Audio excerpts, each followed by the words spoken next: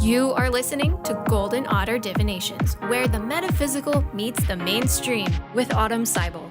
Tune in 9 a.m. Pacific the first Friday of every month as Autumn helps you manifest your dreams by connecting to loved ones in spirit, empowering you to find both physical and spiritual healing. Are you ready to transform your life and connect to divine guidance through practical strategies? Golden Otter Divinations is the place to find engaging interviews with medical experts, practicing mediums, intuitives, healers, and many more. Now, here's your host, Autumn Seibel.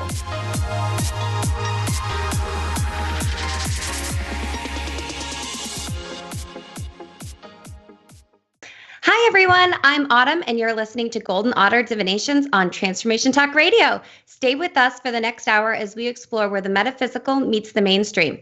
And remember to join us live each first Friday of the month at 9 a.m. Pacific, noon Eastern, when we have new informative and engaging interviews with medical experts, practicing mediums, intuitives, healers, and many more to help uplift, educate, and empower listeners like you to find the physical and spiritual healing by recognizing daily miracles and manifestations sent by spirit. So today I have an incredible guest that I'm so excited about. Her name is Dr. Baylor, and she is here to discuss how to take your health into your own hands by making those 15 minutes with your doctor count. This interview can help you familiarize yourself with the health education available to patients before they enter the exam room. And for anyone who has read my full bio on goldenotter.us, Dr. Baylor is the healer that I've learned the most from throughout my life, as she's not only a highly sought-after medical provider known for her uncanny ability to diagnose and treat rare and difficult illnesses, she's also my mother, who I am so happy to have the honor of interviewing and introducing to you all.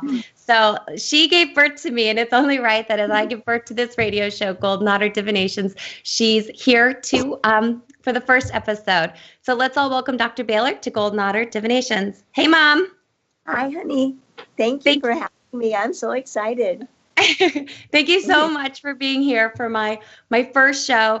I thought that you would be a great guest, because I learned everything I know about healing from you as in a mainstream forum, and now I've gone a lot metaphysical, but you always keep me grounded in the practical scientific approach to understanding healing, health, and wellness. And you're kind of my touchstone when it comes to things like that. Even though in my early years, a lot of times I didn't always take your medical advice. And now I'm like, okay, what do you say? Because I realize that you are bridging both worlds in a very practical way. So thank you for coming on. So before we start, I like to raise our vibration for everyone listening and to really get in the flow. And I always start by asking my guests if they've had any golden moments lately. Golden meaning a time you were just totally in the flow, or an interaction that you knew was sent by spirit. Something that maybe made your heart sing or just put a smile on your face. So have you had any golden moments lately? Oh, my goodness. Well, I just spent a week with my two beautiful granddaughters and my beautiful daughter and my totally awesome son-in-law. So I had lots of golden moments there. But the most recent one, if you just want my very own, on 4th of July, I decided to follow my own advice and take a little ride on my bicycle in the woods. And I was going up this hill, had my headphones on, and all of a sudden my music stopped, and I looked over I felt somebody watching me, and I looked over, and here was a deer standing perfectly still like a statue, just standing there staring at me. Normally, when something happens, you make eye contact, an animal will run away. But this deer just stood there and stared at me. I was able to get my camera out and video it. And then, she eventually ran off into the woods. And I just thought that was such a beautiful moment. It's not common to see just one deer by itself, especially a doe. And we just kind of had a moment, this deer and I. And then I got back on my bike, and it was a hot day. But I was out in the woods, so it was just gorgeous. And the next thing I came to is this old cemetery. And I've lived in this area for a long time when, growing up, and I never knew this old cemetery was there. And I love old cemeteries for many reasons. But I took the time and stopped and went up and walked through this old cemetery and looked at the gravestones and just felt connected to all the people that were there. And anyway, I don't know if they were talking to me or what, but it gave me a sense of peace, and I felt reverent towards them, and I felt that they were remembered on that 4th of July. You know, I send a little shout out up to all the little souls that were still buried there in that little cemetery. Yeah, that's really beautiful. Thank you for sharing that with us. Kind of reminds me of back home in Alaska when you'll be driving along and you'll look over and there'll just be a moose. And you're like, oh, hello, moose. And it's such a majestic thing that it makes you stop and take inventory and just pause and look and really revel in the beauty that this planet we call Earth has to share with us. Yeah. So thank you so much for sharing with that. All right, so let's get into medicine, and we're discussing where the metaphysical meets the mainstream being you are a licensed medical internist. Can you give us a little bit about your credentials and the years of that you've practiced? Well, I think probably, you know, and I'll try to make it quick, but what inspired me to become a physician is I always wanted to be a veterinarian from the time that I was born, practically, according to my mother. All I could think about were animals. And as I grew, the most influential person in my life was my, she had rheumatoid arthritis. You'd never know it. She never complained. And she owned a general store. And I grew up helping her in her general store. She used to scoot around in an old telephone operator's chair with little wheels on it. She never even used a wheelchair, just and used her cane to get around. But she'd always say to me, be a people doctor. And I would always just laugh. And I'd say, Grandma, you know, I love animals. So when I was around 12 years old, she had a stroke, and then she had a series of strokes. And her health continued to deteriorate. And back then, there was no such thing as hospice or home health care. Families took care of each other. I was the oldest daughter. Both of my parents worked. Luckily, we lived next to my grandmother, but I was the one that was, I mean, there was no questions asked. I was the one that spent the nights with her, and I just slept on a couch next to her bed, and I can still to this day hear her voice calling out to me in the night. And one of the last things she ever said to me before she died was to be a people doctor. And that was your grandmother? That was my grandmother, yeah, my little soulmate. And, you know, it's funny because I still, hard-headed as I am, I still continued to want to be an animal doctor right up until I became a pharmaceutical. After college, I needed to pay back my college debt. So I got in the workforce and ended up being a pharmaceutical representative. And after about a year of it, I realized what I really loved about my job was not talking to the doctors, but sitting in the waiting rooms and speaking with the patients. And I got to thinking, people just really want somebody to talk to. They just want to be heard and listened to. And I realized at that moment that doctors were missing the boat, making the diagnosis themselves because the patients held the answers. So, and then I called on a group of doctors that were medical students, and they inspired me to go to medical school. And I guess there was never any, I was tempted by emergency medicine, tempted briefly by pediatrics, very tempted by going into subspecialty, hematology, oncology, and gastroenterology. But my love was taking internal medicine, taking care of the whole body in a rural territory where I could run the full gamut of being everybody's subspecialist. So that's what gravitated me to internal medicine. After medical school, believe it or not, I went into the Army because my husband at the time was stationed at Hickam Air Force Base, and the civilian programs were just getting started in Hawaii. So I chose to join the Army, where their training program in the Army was just as intensive as any Army Ranger program. Yeah. It was see one, do one, teach one. And that was probably one of the, I say that was a godsend, because I cherished the training that I got in the military. Not only was it see one, do one, teach one, but we were the referral territory for the entire, what we call the trust territories, Micronesia. Yeah.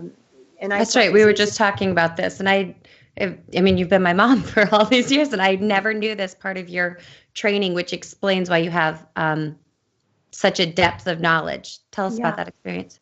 Yeah. Well, your father was so spooked out by the whole thing. He'd make me shower before as soon as I'd get in the house, I'd have to shower before I could touch you kids, because I saw, and I thought that was overkill, but I did it anyway, just to ease his mind. But who sees and treats leprosy nowadays? Yeah. Of course, since we took care of patients from the trust territories, there was, nobody likes to think or talk about World War II, but that's where all the nuclear testing took place. So the diseases and disorders we saw were literally unheard of in the world. We have so many case reports that came out of that area, especially since the patients from there would wait until the very end of their life almost to seek medical care. And then we were the VA for the local area, and that's a huge population in Hawaii because you have Army, Air Force, Navy, Coast Guard, Marines, and a lot of people end up retiring there and using the VA. We were also the referral area for all the embassies from Japan, Okinawa, Guam, the Philippines, as well as the referral, the next level of care. We were the tertiary care center for all of the military bases in Asia, Japan, Korea, Philippines, and Guam, and all the outposts. Yep. All right. So let's hold that thought for 1 second. Thank you for giving us that background. We're going to take a quick break. And then when we come back, we'll talk about your transition from the Army to Alaska and starting being a partner in community health. So you're listening to Golden Otter Radio with Autumn Seibel. We're going to take a quick break, and when we come back, we'll be exploring more about becoming a partner with your physician with Dr. Natalie Baylor. So stay tuned. We'll be right back.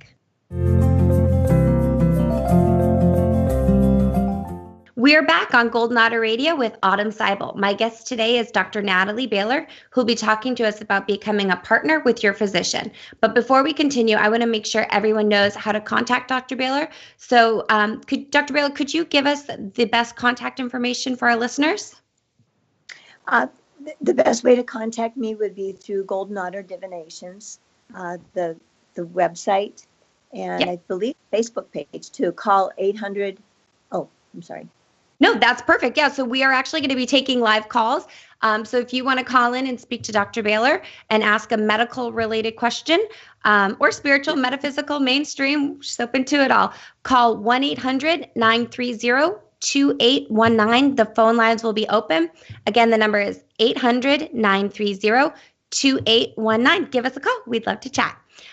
So now that we're back, Dr. Baylor, we're going to talk about your transition from Army medicine, where it sounds like you experienced a real depth and breadth of training that most doctors only get to read about in case studies. And you saw a lot of disorders and diseases that were thought to be extinct, and got a lot of experience treating patients that had waited until their symptoms were pretty extreme before seeking treatment.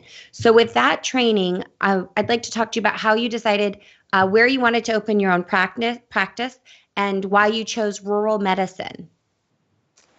I think predominantly it was going back to the experience with my grandmother and growing up in a rural town, Cyclone, Pennsylvania. I was much more comfortable with the country. We were transferred to Fort Richardson, Alaska, and Autumn's dad was in the Air Force there.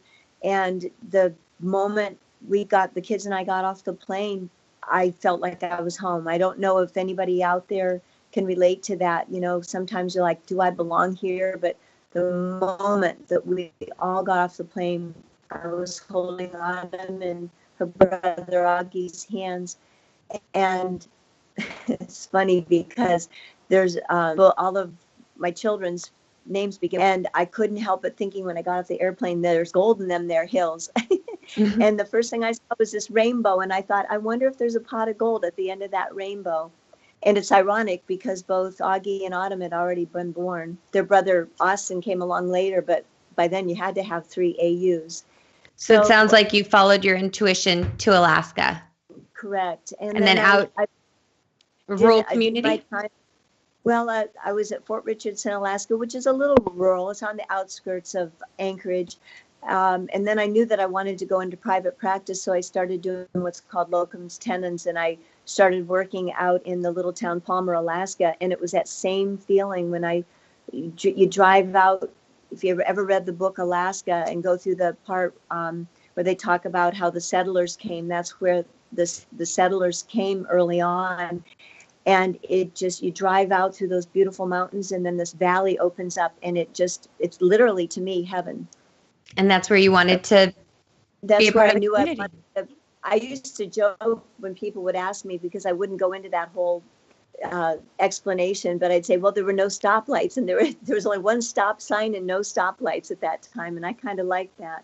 But it gave me the opportunity to fully take care of an entire community the way I felt that I could deliver healthcare the best, and that was treating the whole patient and the whole body, and put all of my talents that I had learned through my military experience, and then intuitively from what God had given me. Is I feel we all have talents, and God gave me the talent to heal people, diagnose and heal people. And then, of course, my experience with my grandmother, and and I just felt that it was a beautiful place to raise children too. I mean, nowadays they call it what, free range children. I mean, Yeah.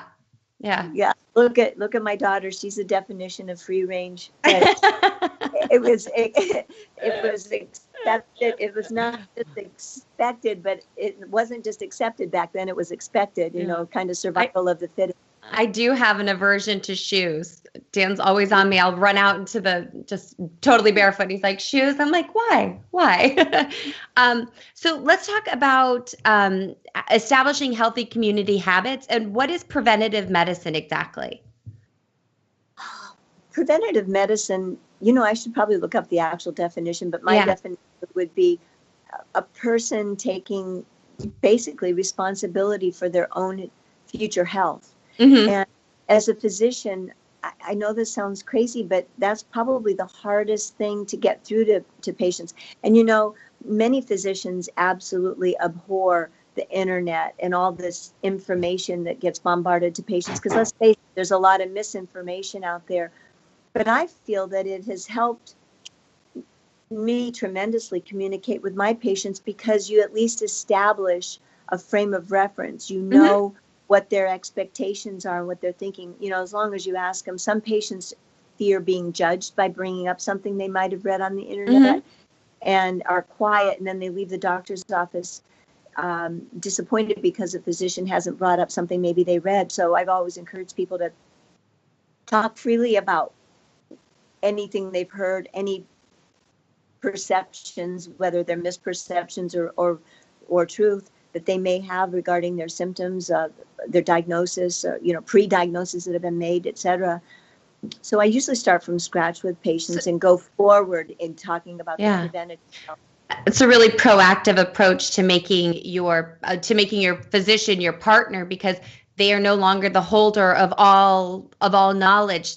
Physicians are more guides on the side that are there to help you in an emergency situation, but also be your partner. And I totally agree with you on that. That's something that I think, growing up watching you be a physician for 30 years, and I sat in, I don't know how many patient rooms, I don't know how many hours I spent sitting in your waiting room entertaining guests while you were entertaining patients while you were seeing other patients.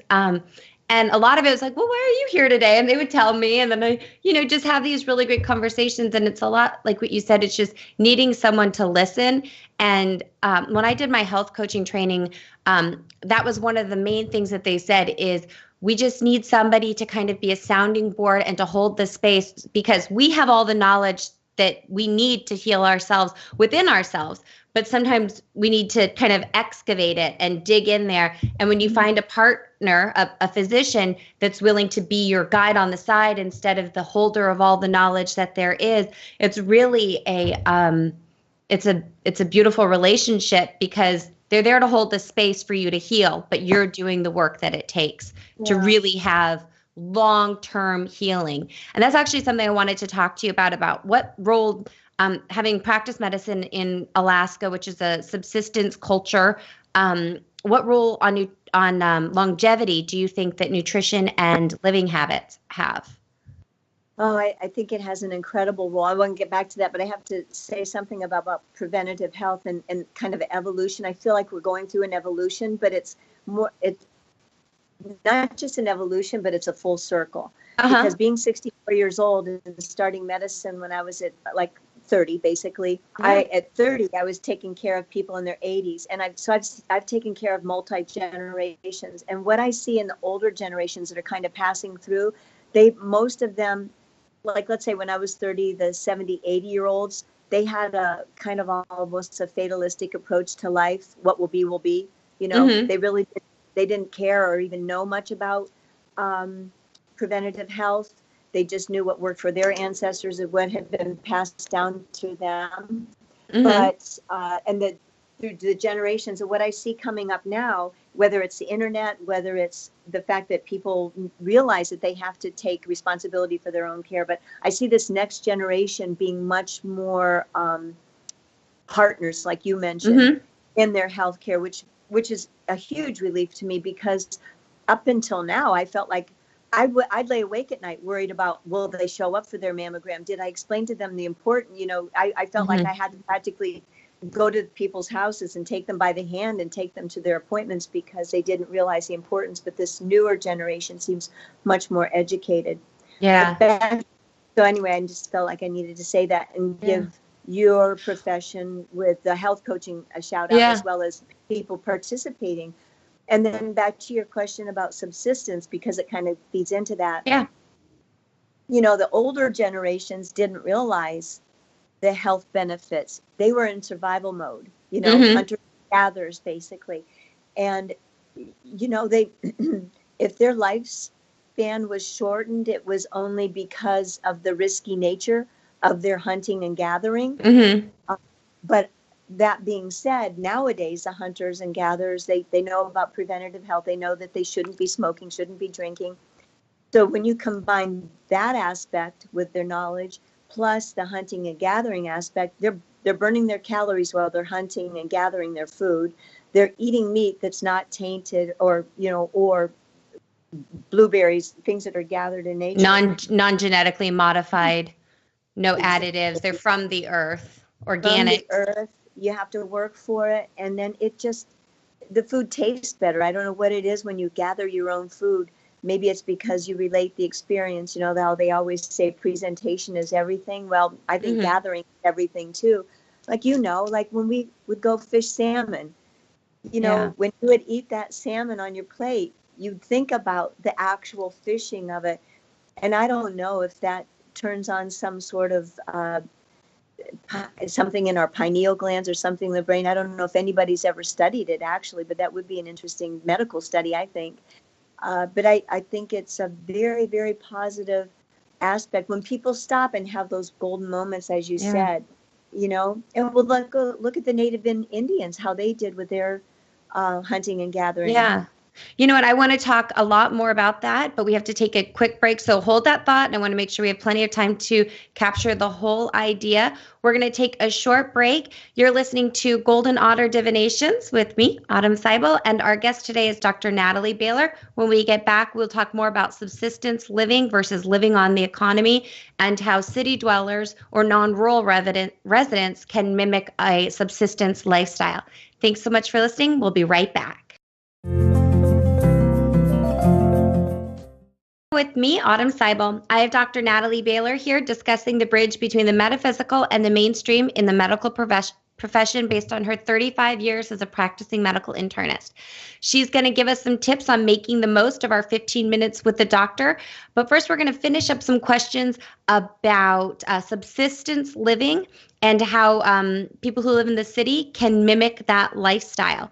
Also, Dr. Baylor will be taking your questions live towards the end of the segment. So if you want to call in and get any kind of medical question answered, the call-in number is 1-800-930-2819. That's 1-800-930-2819. We look forward to hearing from you.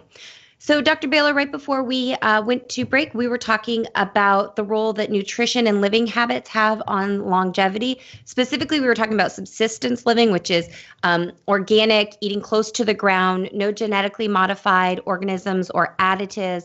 It's kind of this hunter-gatherer mentality of your caloric expenditures equaling your caloric consumption, and as a way to keep your metabolism regulated and kind of tuning into the cycle of life, and that's something you'd mentioned earlier on the show, is this cycle of life of patients that you had seen early in your practice as a doctor were a little bit fatalistic about their health and just kind of accepted whatever was going to be will be. And newer generations, or the present mindset, is becoming a partner with your physician. So how can people become a partner with their physician? First and foremost, go ahead. I was going to say, or I should say, how can people embrace a subsistence lifestyle, even if they don't live, even if they live in the city, to become a partner with their physician? That's probably the best way to phrase that. Yeah, you don't have to live out in the sticks of Alaska to live a subsistence lifestyle. You could start off by, there's many organic farms nowadays that sell their produce at very reasonable rates. So you can always shop organically and support your local farmers too in the process. Mm-hmm. As you probably are aware, they're under the gun by big business as well. So that being said, there's a lot of things you can do. If you live in a high-rise apartment and have a little bit of a balcony, you can have an herb garden. You don't even need a balcony for an herb garden. You can do that over your kitchen sink. They have all kinds of little pop-up indoor gardens, which is, it's not the same as sunlight, but it's certainly a start. You can have tomato plants. You can grow in practically anything, even a little burlap bag. And what's healthier than tomatoes, as long as you're not allergic to it? Tomatoes, potatoes, you can grow all kinds of root vegetables. Outside of corn on the cob, you can grow just about anything on your balcony, and enough to feed a family. I doubt that you're allowed to have chickens in the city, but there are many places nowadays in the suburbs and cities that are zoned to have, I think, like 1 or 2 chickens. So that's even a thought, to grow your own eggs. Remember, we went to New Zealand, how we couldn't believe that even in the cities, every single household had a sheep in the backyard. Yeah. If you remember that. So it can be done. And then you said when shopping, try to walk to the grocery store if you can.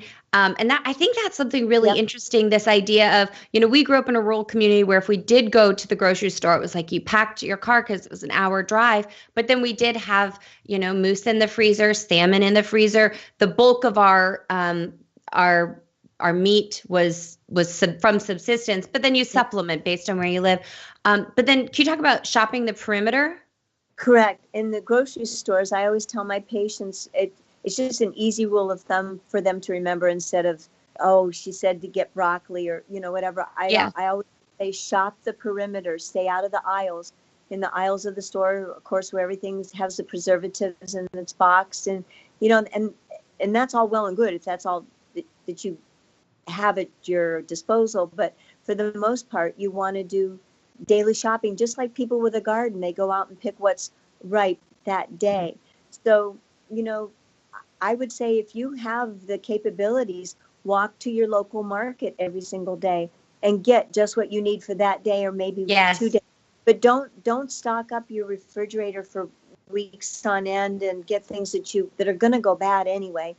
And then that leads into a cycle of wastefulness that, we talk about in American consumerism. We buy everything we think we're going to need, and then we end up throwing out the majority of it. So if you really only buy what you're going to consume, it's inconvenient in this fast-paced lifestyle that we live. And, I'm a mother, I work full time. We've got so many demands on our time, but it's slowing down literally meal by meal helps kind of cut that frenetic pace a little bit.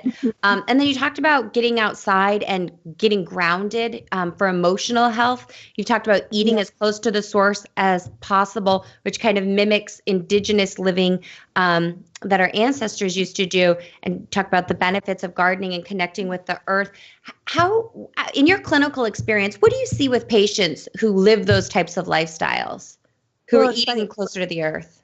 Right. One of the most commonly questions I get asked is, what source of vitamin D should I take? Because basically humans get vitamin D from 2 sources naturally. The sunlight, and then our bodies synthesize it, or food sources.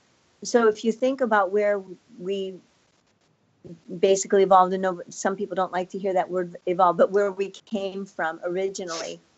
When I have a patient who's asking me what source of vitamin D, and they're obviously of Norwegian descent, I said, well, you probably need sources of vitamin D like D2 from fish, from the ocean, because that's where your ancestors got it, and your body is most likely to assimilate it better versus.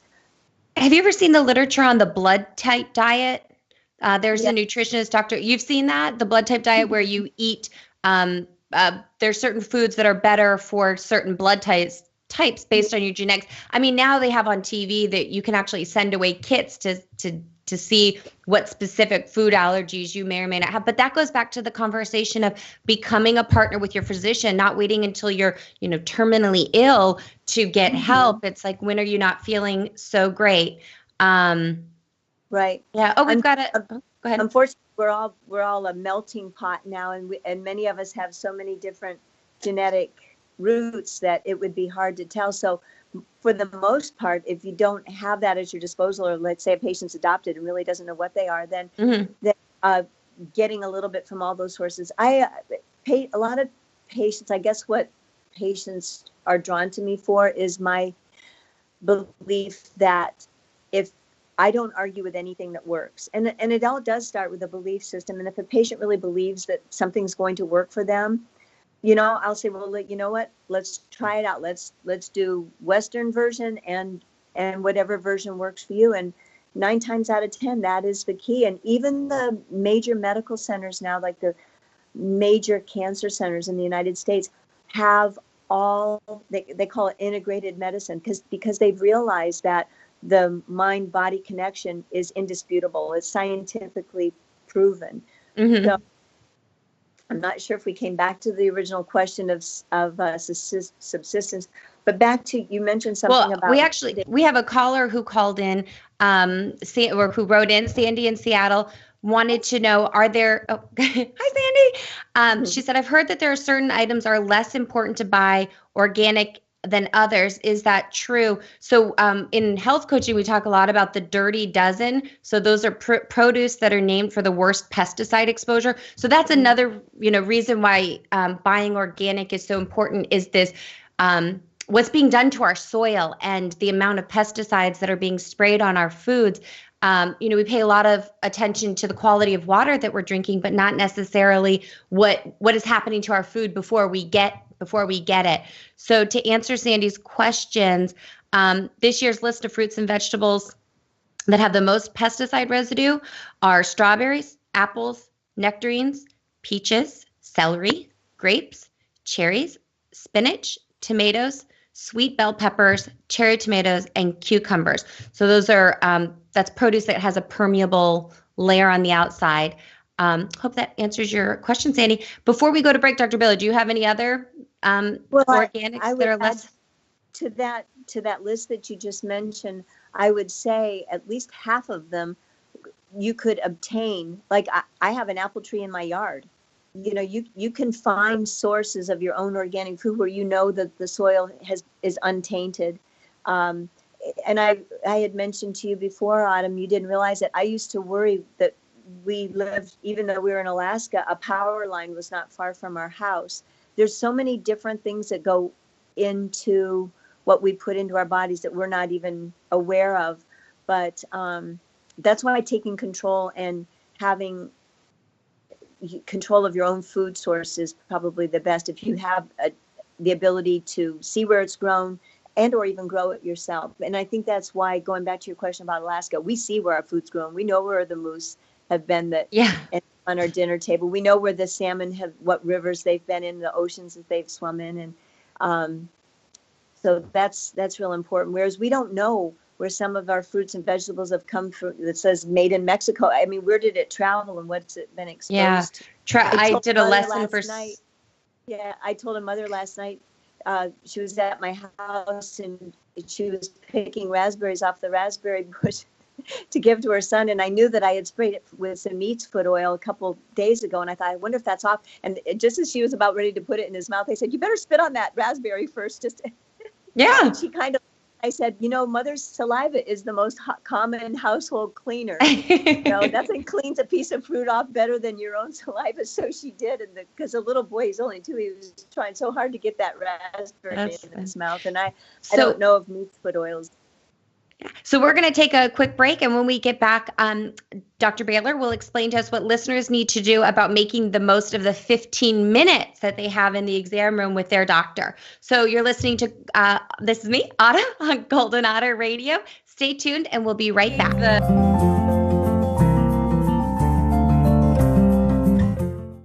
Back on Golden Otter Radio with me, Autumn Seibel. I have Dr. Baylor here discussing the bridge between the metaphysical and the mainstream in the medical profession. She's taking your calls live, so if you'd like to call in and have a question answered, it's 1-800-930-2819. Again, that's 1-800-930-2819. So Dr. Baylor is going to give us some tips now for making the most of those 15 minutes in the exam room with your Dr. Count. But first, she wants to talk about dirt. Dr. Baylor? I know. I was just thinking during that break, some of the points I wanted to make real quick.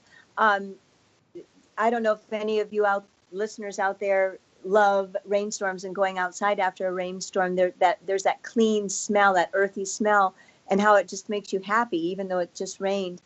That's the best time to take off your shoes and walk barefoot through the grass.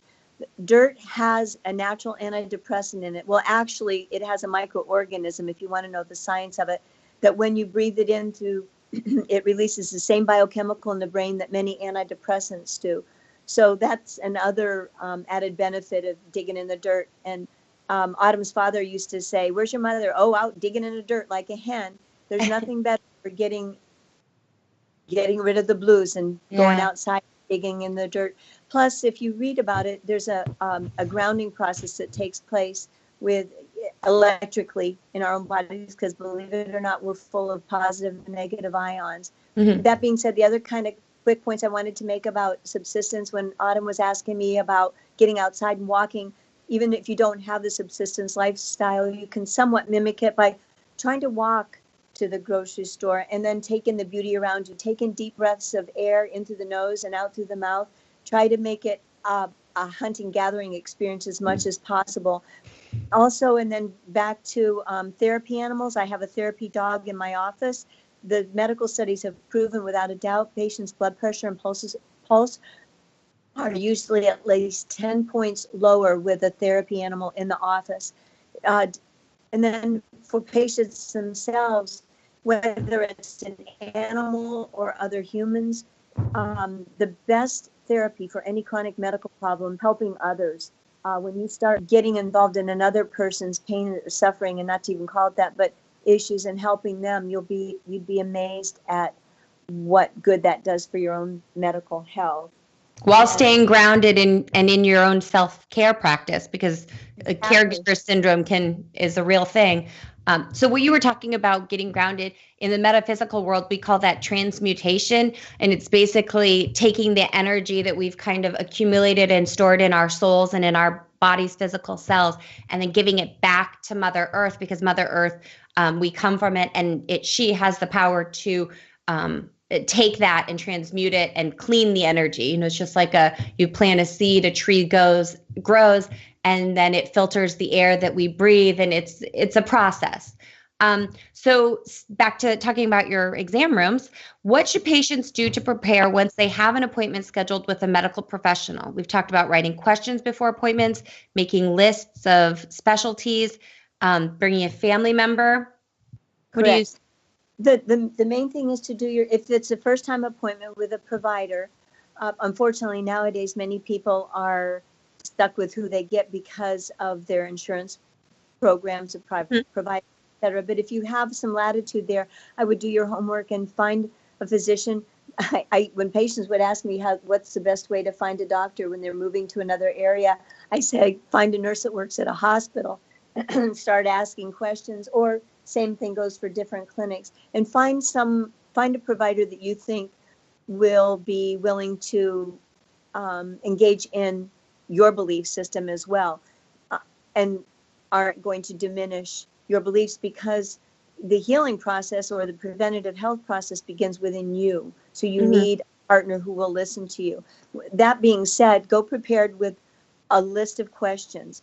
You want as much information provided to the provider before your appointment as possible. You want to make sure that they have access to your records, and not just access to your old records, but that they have actually reviewed them. You want to make sure that if you've had any consultations, any lab tests, any radiographic procedures done by anybody else that you have questions or concerns on, you want to make sure that that provider has them in advance. So when you get in that room, they don't spend your 15 minutes looking for reports, because that happens all the time, even in this electronic age. You want to have your entire list of medications, including all over-the-counter medications. And if possible, I've had literally patients bring bushel baskets of supplements in, literally bushel baskets. And then I've had patients have had family members go home in intensive care settings where a patient can't speak for themselves and bring in everything out of their medicine cabinet. So, and if you don't want to bring it in, all you have to do nowadays is just take a picture of the label so we can see what's in this mystery medication. So that's super important. And then most importantly, have all of your questions written out and make sure that they all get answered. And if the physician doesn't have an answer, then you schedule a follow-up so they can think about it and research it. They don't have to be long questions, but, you know, for instance, pap smears. In the past 5 years, our screening pap smear recommendations have changed dramatically, and patients don't know where they fall. If they've been told for the past 20 years, you need a pap smear every single year, and all of a sudden they're saying, oh no, you only need one every 3 years, or no, oh no, you're too old for one, you don't need one anymore. There's a lot of confusion about that, and it's evolving as well. So asking those questions and getting them answered specifically to you, because it always comes down to the doctor-patient relationship. Your situation might be totally different than the woman sitting next to you in the waiting room, yet everybody's now geared to what are the latest recommendations. And then recommendation. I was just saying, you also, what are the latest recommendations? Oh, for pap smears? Oh, well, no, you're just saying make sure they're up to date on what the latest recommendations are. And then what about for them specifically, because they do vary. Okay. And then what about bringing a family member or recording, asking the provider if you can record the conversation? Correct. I take care of an elderly population predominantly, and they're from a generation where they don't like to share information, and number one. And number two, they get a lot of it wrong. They're not medically sophisticated to understand the terms, and you think that they're getting it, and they aren't. They go home, and then a day or two later, I get a call from a family member saying, what's this Medicaid? So I always encourage peace, and it doesn't have to be an elderly person. I know personally, me, if I had to go to the doctor and I've been told that I have a lump in my breast, I'd be so distracted by the worry of fearing cancer that I probably wouldn't hear 75% of what is told to me. So another set of ears and eyes, taking notes for that person is so helpful. If the provider doesn't mind recording the conversation, you can do that too. I personally did that not long ago with my horse's eye veterinarian appointment, because I wanted to make sure that I remembered everything that was said. And it is so important to always ask, because even though, confidentiality is expected in an exam room, you owe the doctor that same respect, that you're working with them as a partner, and it's an energetic, balanced exchange. We only have a few minutes left, so before we wrap up, I'm going to have you on again so that we can talk about bridging the metaphysical and the mainstream in terms of spiritual health.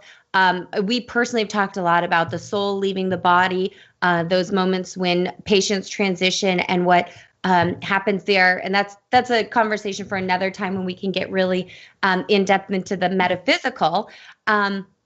But I just want to thank you so much for coming on the show. And as we wrap up, I just want really quick, what are your top 3 tips for longevity? Just top 3. Happiness, stopping and smelling the roses, just making sure. My mother has a saying, be good to yourself. I love that. Really followed that advice. I always say to her, what exactly does that mean, Mom? But it does mean a lot. It means a lot to the person that's getting the advice, getting outside, breathing the fresh air, just giving thanks to God every day, even for your. Thank you so much, Dr. Baylor. And thank you all so much for listening. Be sure to follow Golden Otter Divinations on Instagram, where you can check in and let me know about your golden moments so Spirit and I can cheer you on. Also, if you'd like to contact me or join my monthly manifesting membership, Lunar Abundance, you can go to my website, goldenotter.us. It's golden like the precious metal and otter like the precious animal. Please take a moment to sign up for my biweekly emails and get up-to-date information on all things Golden Otter. So I want to thank my guest, Dr. Natalie Baylor, for sharing such a wealth of information. I want to thank you all for tuning into Golden Otter Radio. I had an amazing time sharing this sacred co-creation space with you. So please join me every first Friday, 9 a.m. Pacific, noon Eastern. Our next show will be Friday, August 3rd, 2018. Have a great week, and I'll feel your positive vibes back here next time. Thanks so much, Dr. Baylor. Thank you for listening to Golden Otter Divinations, where the metaphysical meets the mainstream with Autumn Seibel. Tune in the first Friday of every month at 9 a.m. Pacific on TransformationTalkRadio.com. Exploring where the metaphysical meets the mainstream, Golden Otter Divinations helps you draw in the abundance that is yours by divine right. For more information or to listen to this show, visit goldenotter.us. That's golden like the precious metal and otter like the precious animal.us.